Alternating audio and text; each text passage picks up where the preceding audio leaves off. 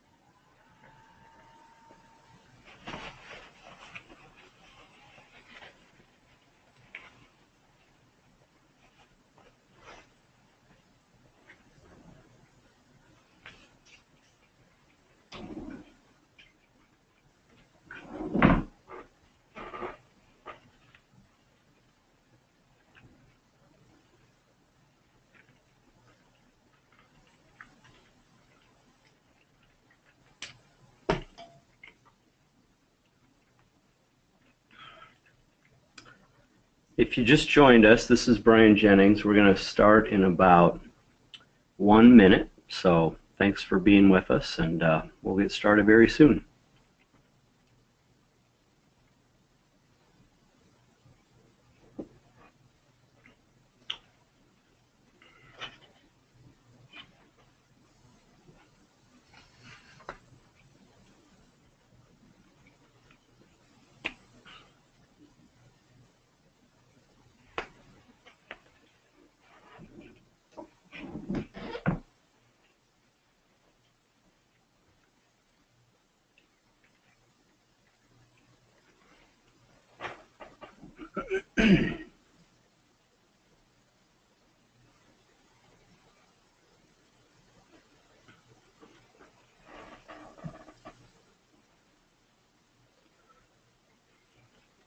Okay, my clock says 1:02 Central Time, so I think we will get started.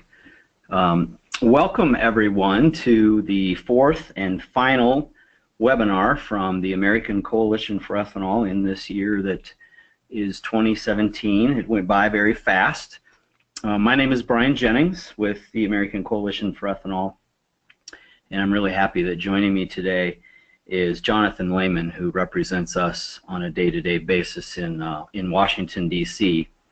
For today's webinar, Jonathan and I are going to review what we've been able to accomplish as an industry in the policy arena for the ethanol industry, and what remains to be done, essentially what unfinished business we will have to tackle once again in the new year. So a few topics that we aim to discuss today include what we think we've learned under nearly a year under the Trump administration and how to work with them, the status of some important RFS issues, definitely reed vapor pressure is a topic we'll cover, along with octane-based demand. We'll talk about exports and trade a bit, some immediate issues such as the tax bill that's navigating its way through Congress. And then we'll look forward to 2018, issues like the Farm Bill next year, how we try to leverage the election in 2018, and some important dates that we're hoping you'll save on your calendar. Just a housekeeping note, we're going to have you all in listen-only mode, so your lines are muted, but if you have a question as the webinar proceeds, I think you can type those in to that little box that you have on your screen, and we'll take questions as we can at the conclusion of the webinar. And finally, one last housekeeping note: if anybody from the media is joining us, thank you. We appreciate that. The information we share today, I would prefer not to be published unless ACE is given an opportunity to take a look at it and edit it before it's published. So if you have any questions or concerns about that, you can contact me directly or our communications director, Katie Fletcher. So let's get started. Before we dive into some of the policy issues, and I turn it over to Jonathan, I want to make it really clear that the top priority we have at ACE is to do whatever we can to increase demand for ethanol. We are keenly aware of the fact that our production rates are exceeding demand, And everything we do really has to be focused on increasing ethanol use, whether that's here at home or around the world. One of the ways that we think we do a particularly good job of helping move the needle to increase ethanol use is through our market development activities and our Flex Fuel Forward campaign. For those of you that aren't familiar, our Flex Fuel Forward campaign is a paid and earned media strategy that targets big and small retailers who we want to convince to make the switch to sell E15 and flex fuels. So at the centerpiece of our campaign, we feature existing retailers who have already made the move and have done so in a very successful way. We're going to end this year with more than 1,100 retailers in about 30 states offering E15. So that's really good progress, but we've got to do better than that next year, obviously. Much more needs to be done. And that's why we're expanding our Flex Fuel Forward campaign next year with a new video series that will feature the success stories of these retailers that have made the switch. It will address common questions and concerns that retailers have before they want to dive in and add a fuel like E15 or E85. And while Ron Lamberty isn't here at the office today, he's down in Georgia meeting with a company that's got more than 80 C-stores down there that they have an interest in E85, or excuse me, in E15.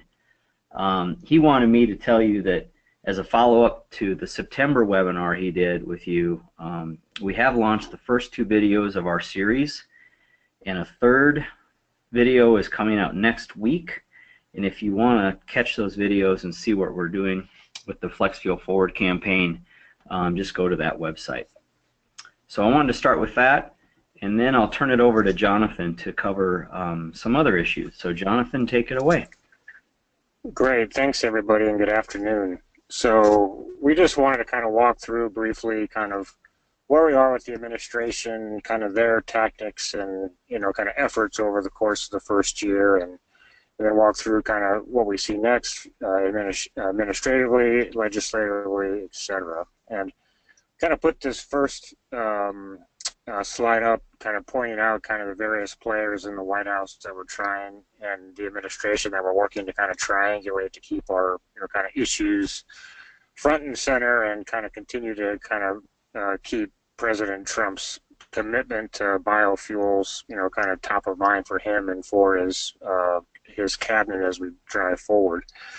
I think as we've kind of seen over the course of this year, Scott Pruitt's been kind of extremely effective as EPA administrator in addressing a litany of priorities from the administration, from kind of working through a rollback of the Paris climate efforts, waters of the U.S., kind of a number of things that the Obama administration had pushed through that he continues to tackle and try to either overturn or roll back in some direction. And I think as we mentioned before, as the president kind of looks at moving an agenda quickly, from a regulatory standpoint, Pruitt's been kind of especially effective, I think, coming from being an attorney general and kind of understanding the process.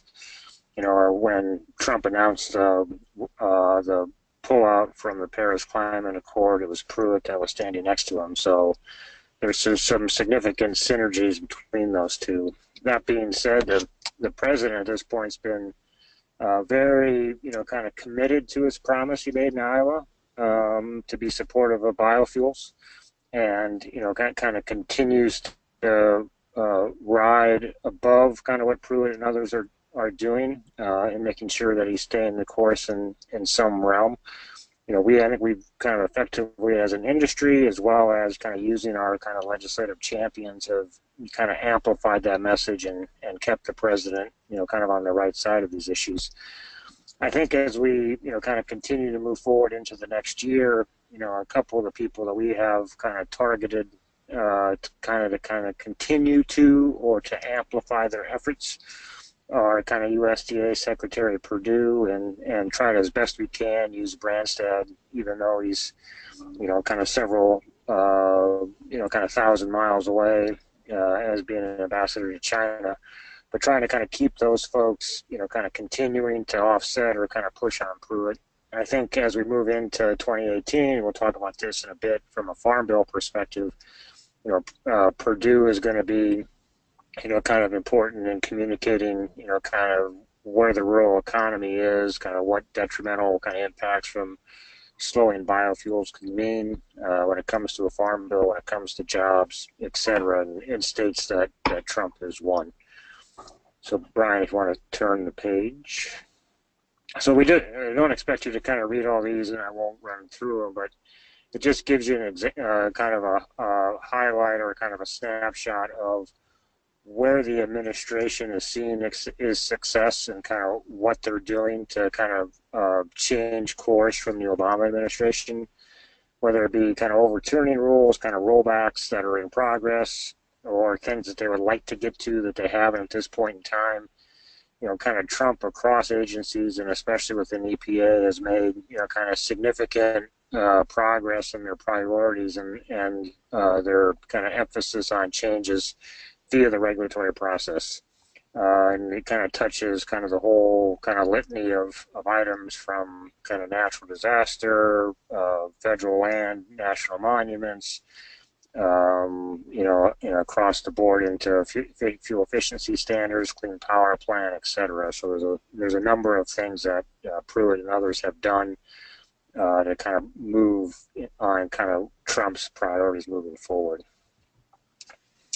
So one of the kind of the big issues that we kind of saw in 2018 was kind of this kind of litigation over the 2018 RVO rule and kind of how it finalized. As you all know, when the rule came out, there was kind of a significant decrease in kind of the amount of cellulosic in advance from where we were in 2017 and where we were, kind of looking from a production standpoint going into 2018. I think as we get to the final rule and kind of the pressure that we've been able to kind of put on, kind of Pruitt and others kind of politically, we maintain our kind of 15 billion gallons for kind of the conventional biofuels.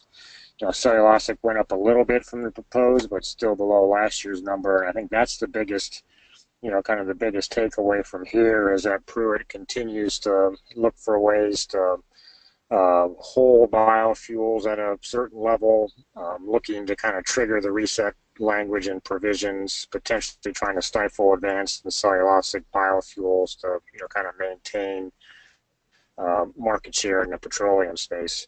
One thing that I didn't mention on kind of the slide about the various administrative kind of members is the Smart Sectors program that EPA is reinstituting. And the idea behind that program is to kind of bring in key stakeholders across, kind of the full economy in order to have, kind of input and dialogue with EPA on, kind of various things that they're looking to change or, kind of industry would like to have changed, et cetera. We got invited to participate on smart sectors from the biofuel space. We're the kind of we're the representative in that realm, kind of in the program. Kind of had an initial kind of kickoff meeting, kind of after the proposed RVO rule was put out, before it went final. One of the things that we've been, kind of using the proposed rule as an example of is, boy, if you guys would come talk to us before you put out, kind of things like that, you may have a little bit less bumpy time, as we kind of work through the notice and comment period and kind of propose to final. So we'll see, kind of how that plays, whether it's just a press release on their part in establishing the Smart Sectors program or whether they're going to kind of put kind of significant interest and time into it. We're going to do the best we can to make sure that it's substantive and we're engaging with, kind of the key political staff at EPA on that piece. I think this kind of continues the kind of the theme about, kind of where the action has been in 2017 and kind of where we'll likely be in 2018. As you know, we were kind of successful in getting Grassley and Ernst and Thune and others to be in a spot of kind of holding the Office of Air Administrator Wareham's nomination in the EPW committee until Pruitt would, kind of promise to address or look into kind of the RBP issue, look into point of obligation, look into, kind of the overall RVO components. Pruitt agreed with Grassley and Ernst and others on that point, kind of committed with regard to a letter to kind of make progress on those pieces. That kind of came in the form of a letter, as well as, kind of a public comments back and forth between Grassley, Ernst, and Pruitt. As a result of that deal, they let Wareham go to be confirmed in the Senate. Obviously, for the oil state members to see Pruitt kind of cave or, kind of aggrieve with the biofuel states, it kind of tossed them for a loop a little bit. Senator Cruz has kind of worked to, use the same tactic to try to get Pruitt or the president to kind of soften the positions he's promised Grassley. Cruz is holding one of the people Grassley liked to see confirmed at USDA, Bill Northey, trying to leverage something in the way for the petroleum industry. He met with President Trump, last week, based on that hold and trying to see if there was some leverage point. I think the good thing for us, the intel we got back was, it was a kind of a polite meeting. Nothing was, kind of promised or kind of decided in that piece. And I think a positive sign for us is Chief of Staff Kelly called Grassley, kind of after the meeting to reassure him that Trump is still solidly behind biofuels. So I think as we kind of move through and into 2018, we'll kind of continue to see the remainder of the nomination process and, kind of our members and the oil members trying to use their various leverage points to try to get the administration to take certain positions on issues that we care about. So I think, just a couple other, kind of issues that we've kind of dealt with in 2017. ACE was part of the multi-group lawsuit on kind of the use of the waiver authority that EPA had kind of put forth on using the blend walls as an excuse to lower kind of lower the schedule. As we, kind of all know at this point, we were successful in getting EPA to strike down that language, kind of look at the statute on its face and kind of beat that rationale. And, I think that we saw that kind of change, kind of direction of the 2018 RVO from a comment perspective and kind of a victory on that piece. EPA kind of based on the promise of what Pruitt said to Grassley and Ernst with regard to kind of getting the nominee through, rejected the effort to move the point of obligation. And then we kind of have kind of Pennsylvania and Texas waiver requests that are ongoing.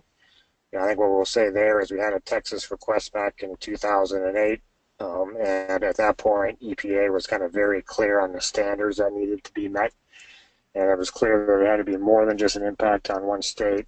The RFS had to be this kind of the sole cause of the economic harm in order to kind of justify kind of a waiver or reduction. So in our mind, we have kind of very solid precedent and rulemaking on the books that kind of tilt against what Pennsylvania and Texas would like to do. And obviously, we'll kind of continue to engage with EPA in that process and kind of continue to engage with our members of Congress as that kind of moves forward. Very good. I'm going to jump back in here and talk about one of our highest priorities in the near term, and that's to somehow get reed vapor pressure relief for E15 and higher blends. I think most of our members know, and folks that are on the webinar know, that we have pursued a double barrel strategy, if you will, to try and fix this problem. And frankly, we'd pursue many other ways to fix it if we thought that they stood a chance. We've been pursuing a legislative fix for quite a while now. There's bipartisan legislation that's pending in Congress. We were particularly pleased that it seemed that momentum was building, in fact, early in mid-2017 for the legislative effort, particularly in the Senate. But then that effort was stalled in the Environment and Public Works Committee, really gummed up by a couple of problems. One, the makeup of the committee itself was problematic for us in terms of getting the votes that we needed, particularly the leadership on the Republican and Democratic side. And then we saw that folks wanted to add RFS-related amendments that were really poison pills to anything that would move on E15. And so in our opinion, Senator Fisher and other supporters of ours on the Environment and Public Works Committee wisely pulled the reins in a bit, and they're looking for other ways to advance this legislation. While we jump from 2017 to 2018, the legislation will remain pending, and so we can continue to put our shoulder behind this and encourage our supporters in Congress to look for must-pass bills. I think regular order through a committee process on a piece of legislation like this is going to be a very difficult challenge. But there's more than one way to pass a bill, and that's why we're working closely with our supporters in Congress to look for those alternative ways to move this across the finish line. Now, simultaneously, we've been working all year long with EPA staff to try and get them to reconsider what has been a long-standing position at EPA, that they can't and don't want to do anything to fix this problem. We believe they have the statutory authority already, frankly, at EPA to tackle this. To Pruitt's credit, the administrator is willing to look at this, where before we really never had that opportunity. And he has directed, not only is he an attorney himself, as Jonathan mentioned, but he's directed his attorneys and some of his top political people to really do a deep dive on this. And that analysis is taking place as we speak. We're very engaged with EPA on this issue. We're engaged with our partners and allies in the corn and biofuel space on this issue, and we'll continue. We'll be at the table when these discussions take place, and so we're going to continue to try and push this and finally get this done. We don't want to go through another low RVP season without a remedy in place. To that end, we're trying to explain to Administrator Pruitt how solving the RVP issue helps him tackle a matter that's pretty darn important to Pruitt, and that's the issue of RIN prices and the RIN marketplace. I think most people know that Administrator Pruitt has been somewhat sympathetic to some of the concerns that have been laid on the table by a handful of refiners, that the RINs market doesn't work for them. EPA certainly this fall looked into some rather creative ways for how they could take pressure off RIN prices. And the point we're trying to make in a variety of ways, or I should say through a variety of messengers to Scott Pruitt, is the best way to take pressure off the RIN market is to very simply increase the supply of RINs. And the quickest way to increase the supply of RINs, of course, is to blend more ethanol.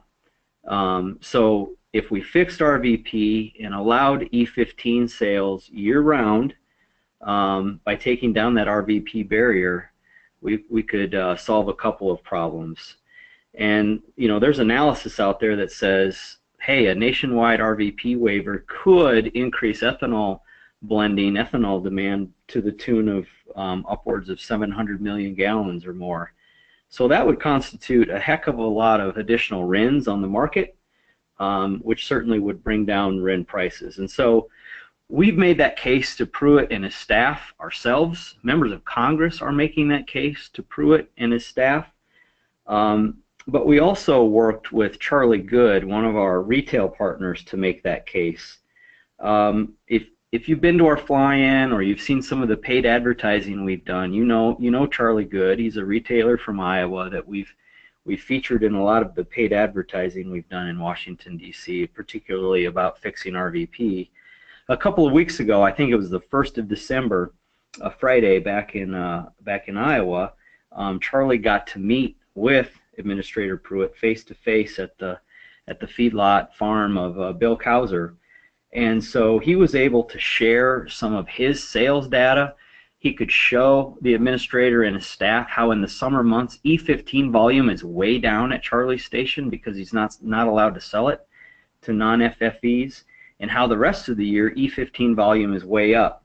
And so we think Charlie is a real credible messenger here as a retailer to help explain to the administrator how fixing the RVP issue helps solve a problem that the administrator wants to solve as well, and that is tackling RIN prices. And so we really have all hands on deck, and we're doing everything we can to make that case. I want to pivot a minute to octane. E15 is viewed, I think, by us as more of a near-term opportunity, right, to boost ethanol demand. But the real long-term game changer would be if we could base demand for our product on the low carbon benefit it brings to the table, on the high octane benefit it brings to the table. And a really important opportunity lies before us with the fuel economy and emission standards that are being considered.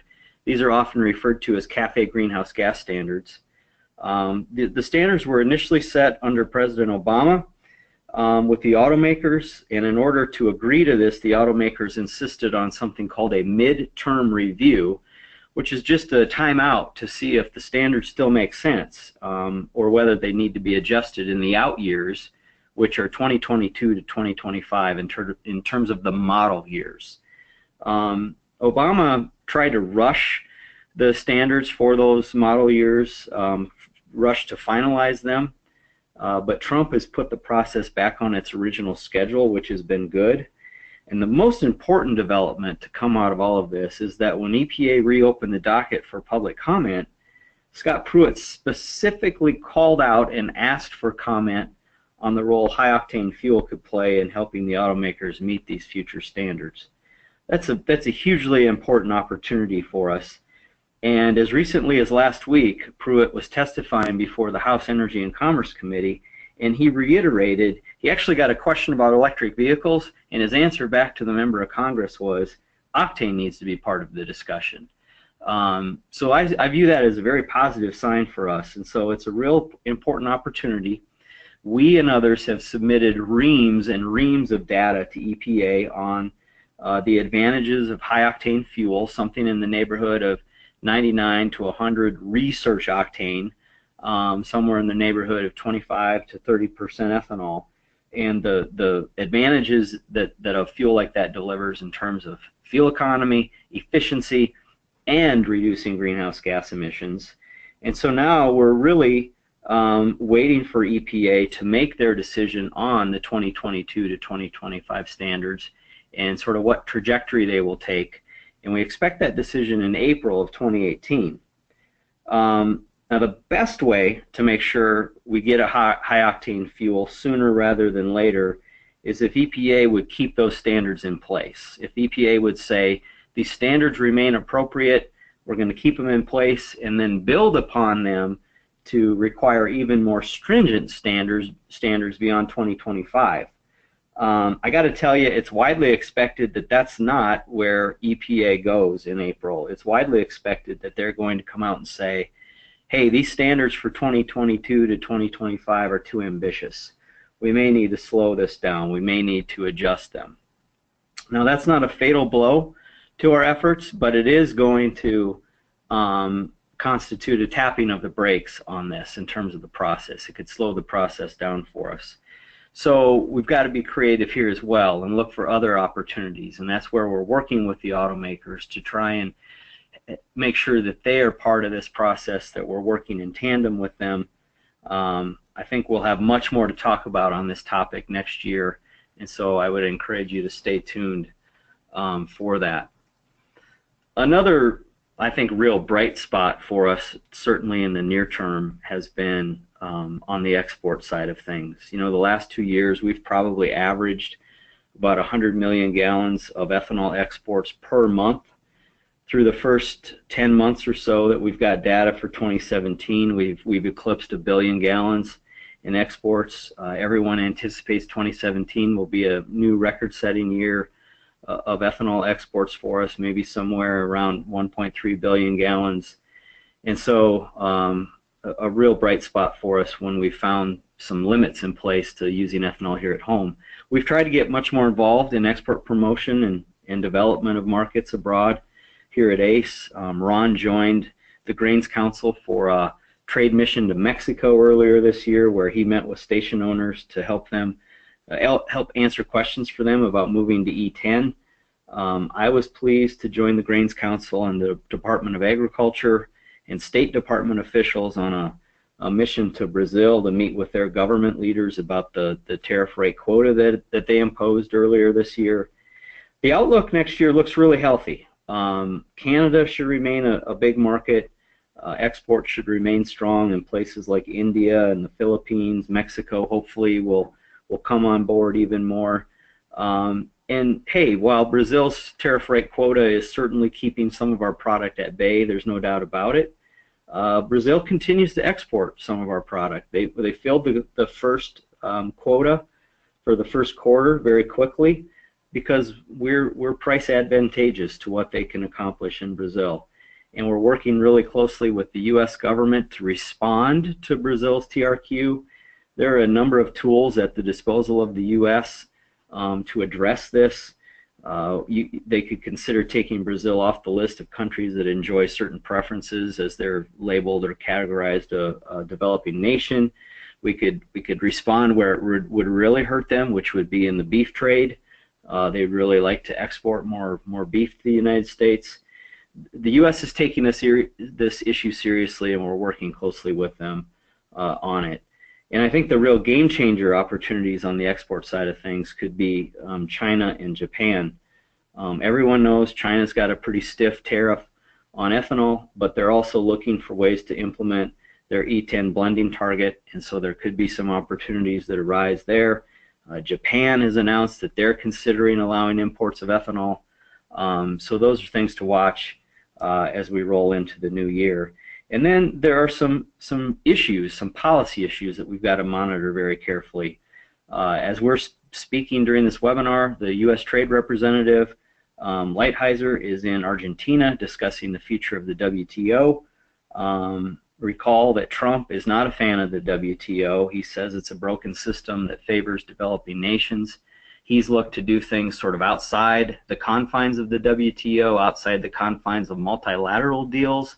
He's looking more at bilateral deals, so we'll see how that unfolds. And then NAFTA renegotiation is, of course, an important topic that we're keeping track of. As we sit here, there are staff-level negotiations, or talks, I should say, taking place in D.C. right now. The trade ministers are going to get together for what I think is the 6th round of NAFTA renegotiation talks in Montreal in January. Remember, Trump has said he's willing to withdraw from this thing if he doesn't like the progress it's made. So suffice to say, 2018 is going to be an incredibly important year on the trade front. So stay tuned for some more updates on that as well. I'm going to turn it back to Jonathan here for a few items. Yeah, we just want to kind of look ahead into the remainder of 2017 in this month, and then moving into 2018 and what it does for kind of the atmospherics of kind of what we expect from the congressional action and kind of what's taking up the oxygen and time, and then kind of what we can see as it relates to the administration. There's kind of three things we kind of generally want to talk on: kind of tax cuts, reform, farm bill, and kind of our kind of collaboration with ACE, with the E2 group, which is the environmental business leaders who identify themselves that direction, as well as NRDC. So, I think as we kind of look to the end of the year, I'm sure you all saw in the news that Congress kind of punted debt ceiling and kind of the appropriations process here for another 2 weeks. As they work to try to resolve kind of a final tax bill. They're doing this kind of delicate dance of trying to spend a lot of money on this tax bill and kind of wedge all the various priorities in, while at the same time trying to kind of keep their fiscal conservatives, especially in the House, okay, as kind of votes will be necessary to kind of raise the debt limit and kind of get to a final appropriations bill for next year. So these issues are a little bit interrelated, but there's potential for a showdown here before January on kind of rhetoric with regard to a government shutdown, not raising the debt limit, defaulting on our debt, etc. That we should kind of keep in mind as we work through the various other issues. The next slide kind of gives you a time frame for kind of tax reform. I think if you ask people kind of been through these battles before, whether it be kind of the Reagan changes back in the 1980s, which took a year and a half, to kind of the Bush tax cuts in kind of the early 2000s, which took kind of significant amount of hearing time, markup time, floor time. This is a significant rush through the process. Kind of no real, especially in the Senate, no markup. Kind of drafting the bill at kind of 11, 12 o'clock at night, writing kind of things in kind of quickly by hand. And we're kind of now in a kind of in the conference component, and they're trying to fit all the priorities they need to get to yes in both the House and the Senate. And there's some big ticket items that are kind of busting the budget at the present time. One is kind of AMT, both for kind of businesses as well as individuals. The House had kind of completely removed the alternative minimum tax. The Senate had to put it back in order to kind of pay for other priorities and kind of garner some of those tax revenues to kind of put other kind of pieces in. The second component that's outstanding is kind of really what you do with regard to mortgage deductions and kind of state and local income tax. There's kind of Republican members in kind of high tax states in the House side who if they don't get some relief on that frame, will be asked to vote for a bill that raises taxes on their constituency.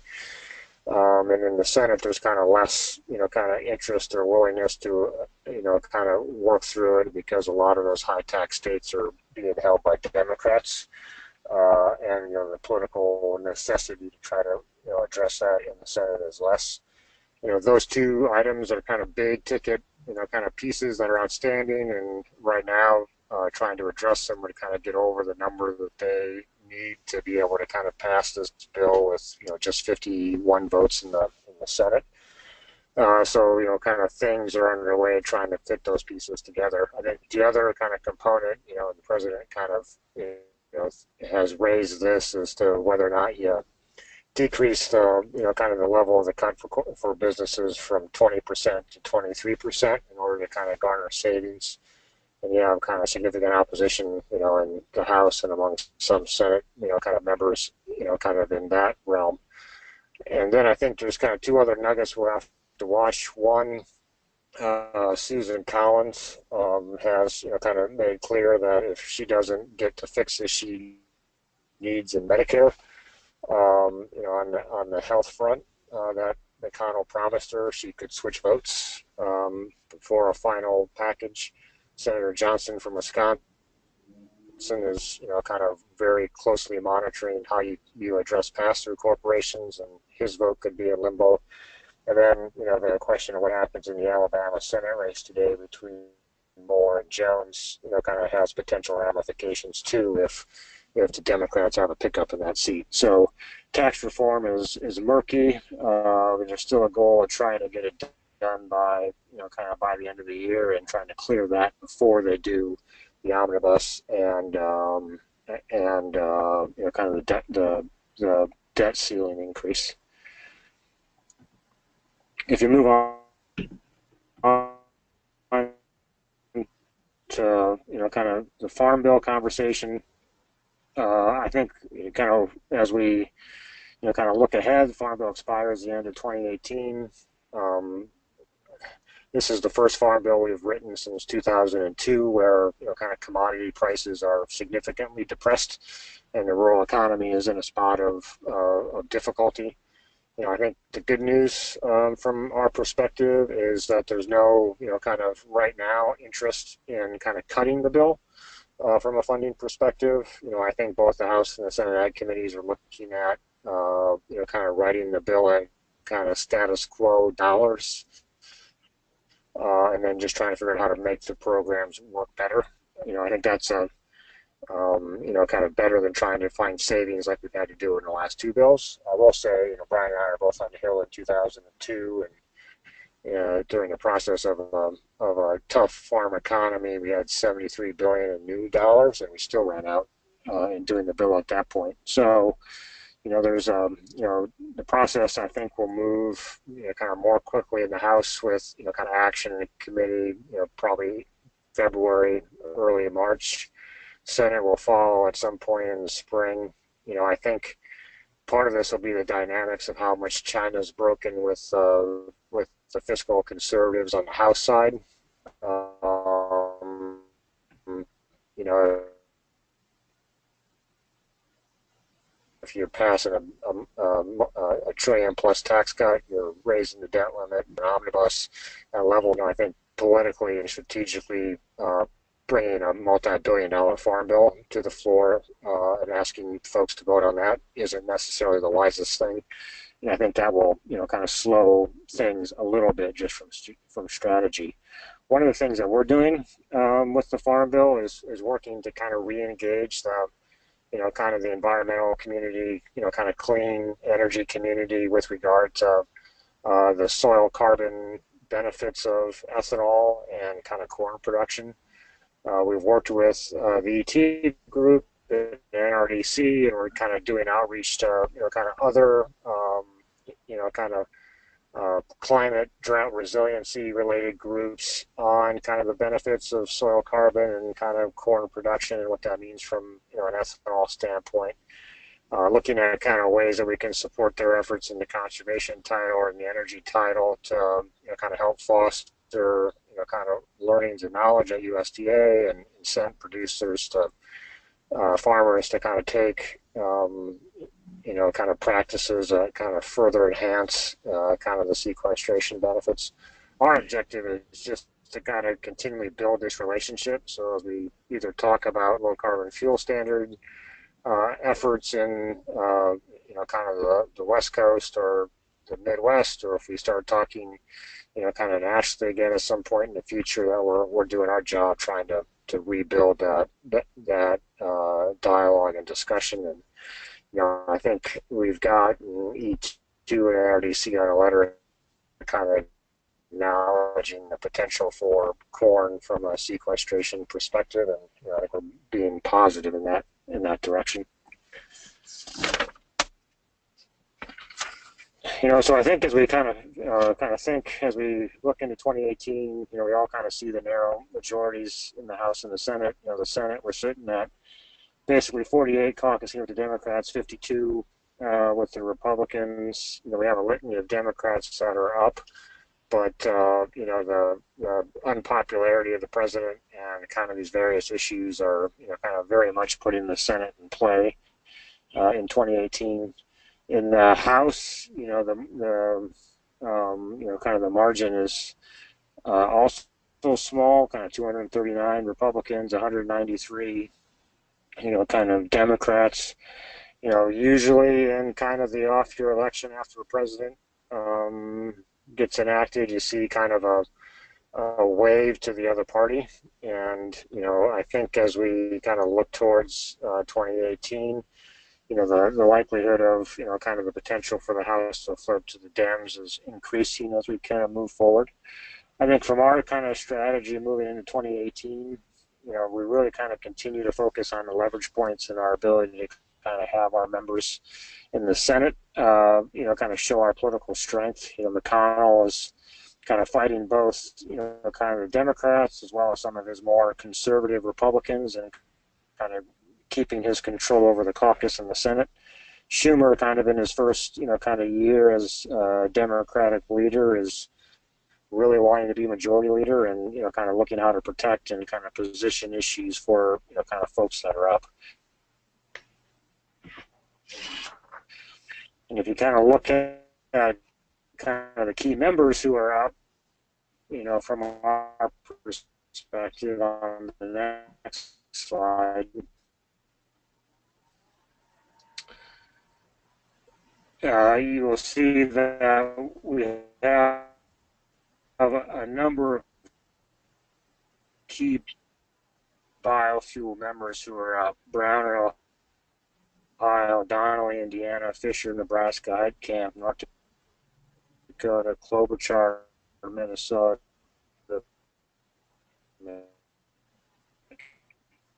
Casco, and Missouri. Staff,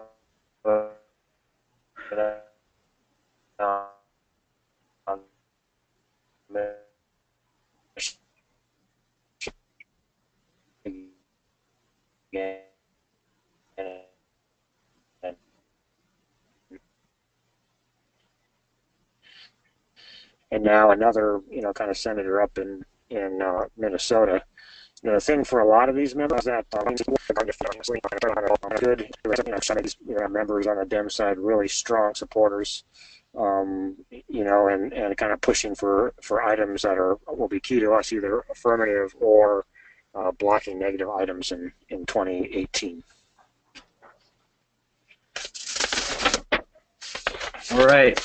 One thing I want to emphasize on this slide before we kind of close things up is that the importance of you being engaged with Senate offices, particularly senators that are up next year, the importance of that cannot be overstated.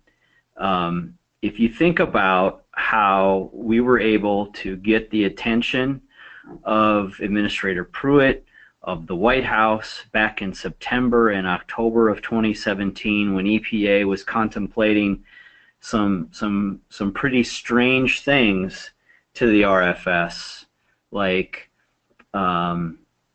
taking RIN credits and attaching them to exports of renewable fuel, taking RIN credits away from qualifying imports of renewable fuel, and making more drastic cuts to the RFS in general, addressing RIN price issues that were of concern. It was because people like you contacted your senators, and senators got the attention of the White House, and senators got the attention of EPA.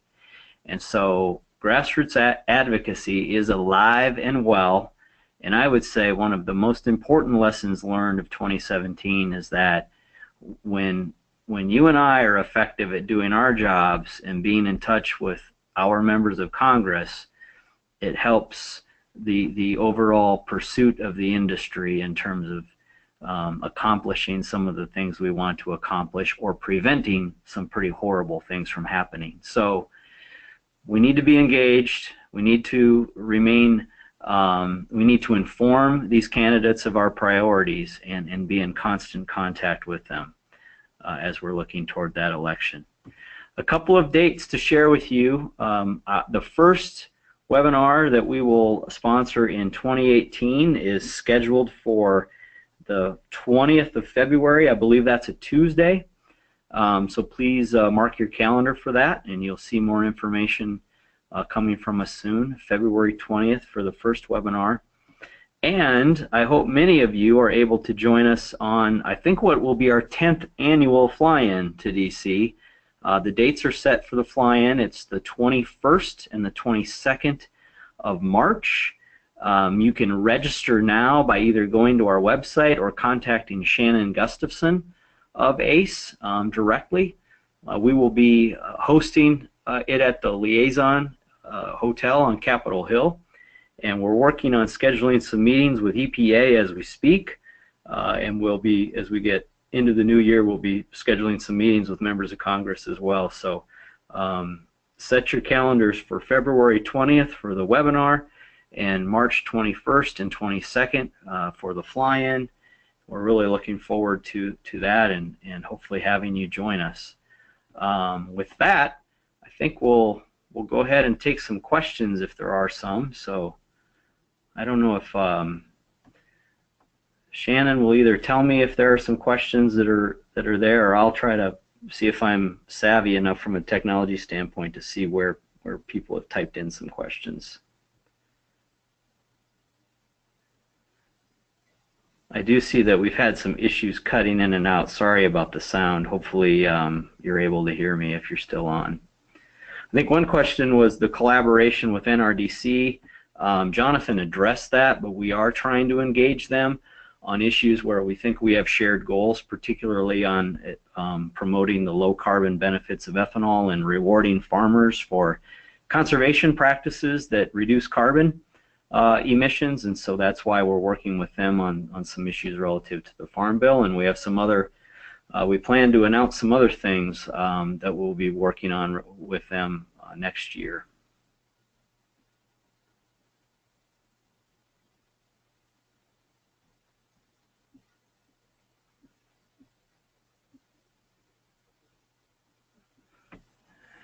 Any other questions from people?